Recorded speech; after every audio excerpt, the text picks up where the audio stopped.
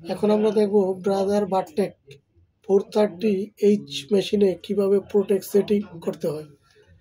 এই home button চাপ দিয়ে মেশিনের পাওয়ারটা আমরা প্রথমে অন করব। এরপরে এই যে এখানে ডাউন কি দিয়ে আমরা নিচের দিকে নামবো। এখানে দেখেন প্রোটেকশন সেটিং, এখানে ক্লিক করব। এখানে দুটো অপশন আছে।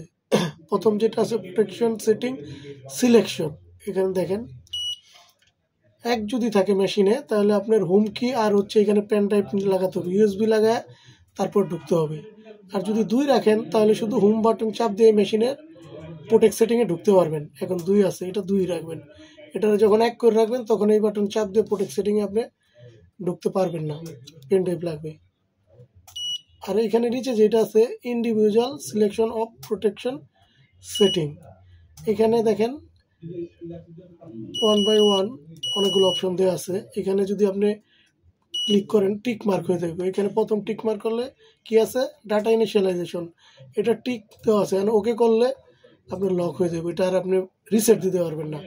এরপরে মেমোরি সুইচ, এখানে আরও আছে দেখেন। আমরা করি চেঞ্জ দ্য সুইং প্রোগ্রাম, এটা আমরা লক করে দিই।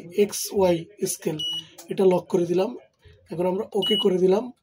এখন আমরা ব্যাক বের হয়ে যাই।